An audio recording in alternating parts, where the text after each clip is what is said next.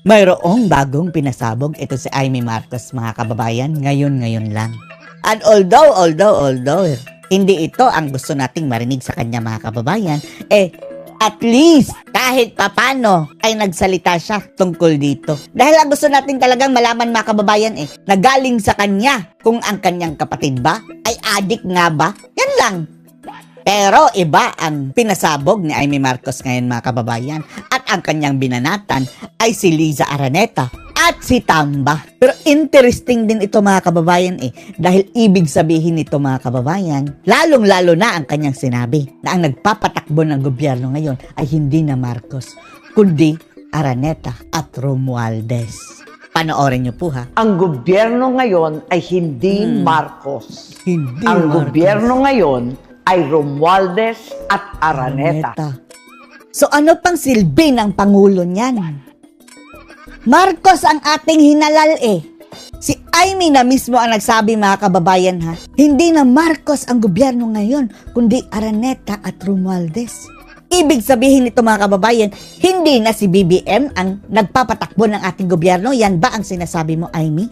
Hindi yan ang nakasaad sa ating saligang batas Dapat pinapatakbo tayo ng presidente. Papayag ba kayo na ang hinalal nyo ay hindi siya yung nagpapatakbo? Kung hindi niya kaya, umalis na siya. Kung nagpapadikta lang naman pala siya, ni Liza at Tamba. Sa Amy nagsabi, Ang gobyerno ngayon ay hindi Marcos. Ang gobyerno ngayon ay Romualdez at Araneta. So, totoo nga talaga, sabi ni Tatay Digong, weak dahil hindi na kayang panindigan ang kanyang pagiging presidente. That is betrayal siguro of public trust mga kababayan dahil hindi niya ginampanan ang kanyang trabahong sinumpaan. Si Amy sabi? Payo ni VP, magpalit na raw ako ng apelyido. Gawin mong mango. Ay mango. Sagot ko, Inday, hindi ko kailangan magpalit ng apelyido. Marcos ako. Marcos ako.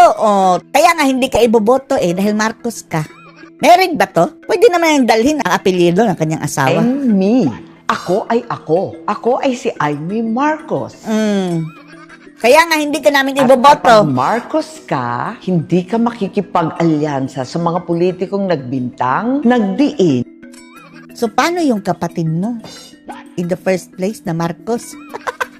Huwag mo nang pabanguhin ang pamilya Marcos, Amy. Sinayang nyo na ang second chance Sinayang nyo na. Kapag bigyan nyo ito ng third chance mga kababayan, ewan na lang natin. Fool me once, shame on you. Fool me twice, shame on me. Kayo na ang talagang merong problema niyan mga kababayan. Kung muli kayo magpapaloko sa mga Marcos na yan. At umapi sa iyong pamilya. Hindi mo kakainin ang isinuka mo para lamang sa politika. Hindi ganyan ang legasya ng aking ama. Wala kaming paki. Never again to Marcoses. Imported na ang bigas. Imported pa ang hustisya. Kaya malinaw, ang gobyerno ngayon ay hindi Marcos. Hindi Marcos. So ano ang next step?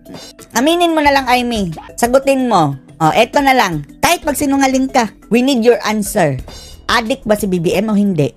Yan na lang. Maniniwala na kami sa sinseridad mo, pero hindi mo kami mapipilit na iboto ka. Pwedeng sincere ka, pero hindi ibig sabihin makukuha mo ang boto namin. Ang gobyerno ngayon ay Romualdez at Araneta. Kaya tandaan, So sino na ang commander-in-chief niyan? Isipin nyo mga kababayan etong ating men in uniform, loyal sila. Hindi nga sa Pangulo lang, kundi loyal sila sa konstitusyon. Higit sa Pangulo mga kababayan. Kaya kung mayroong pangyayapak sa ating konstitusyon mga kababayan, ang konstitusyon ang kanilang dapat sundin.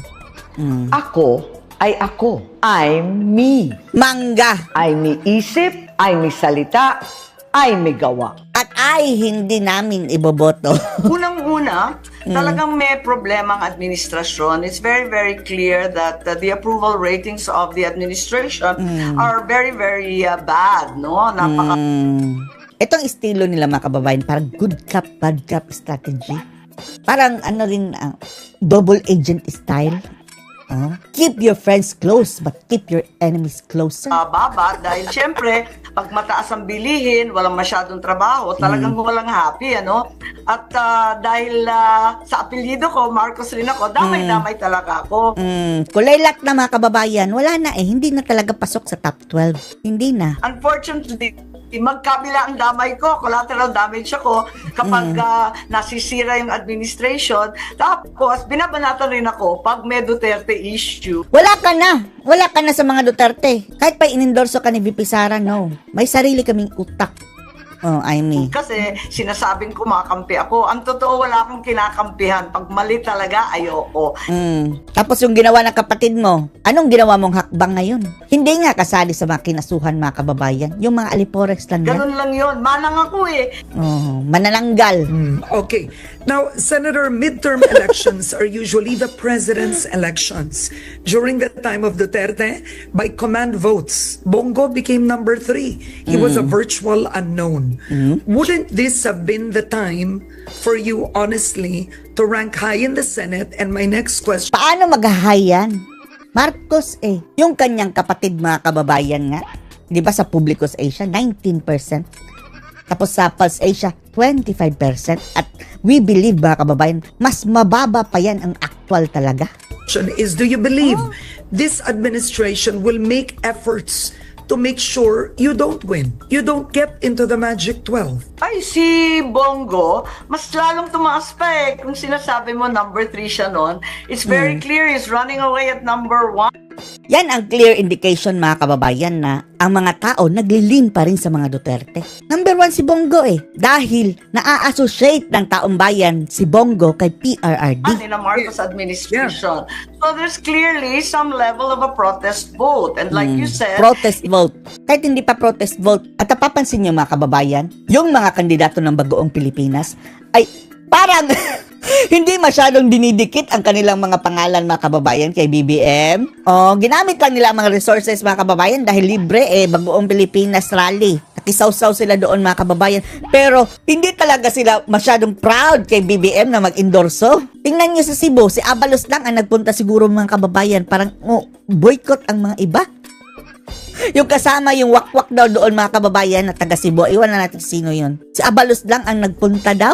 What? even those who are not big celebrities in the national stage are suddenly ranking. And I believe that in Bismin, unfortunately, there will be some kind of protest vote against the administration. Ang against you.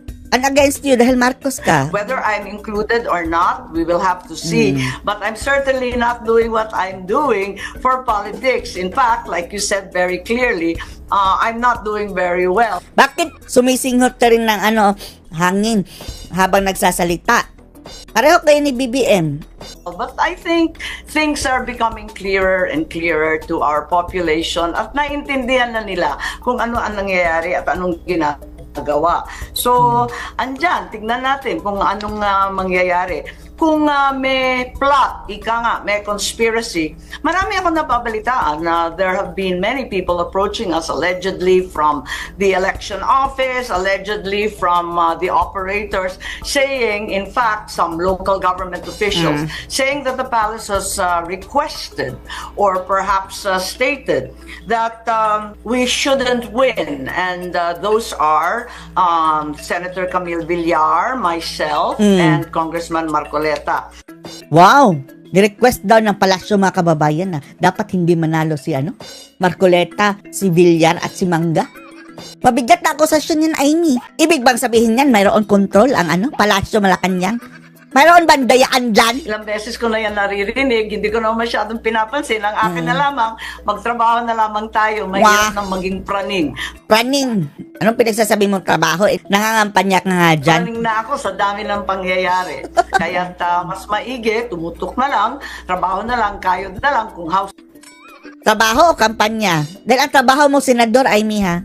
to house lang ang kaya, hindi house to house. Hindi yan trabaho, pangangampanya pinagsasabi mo.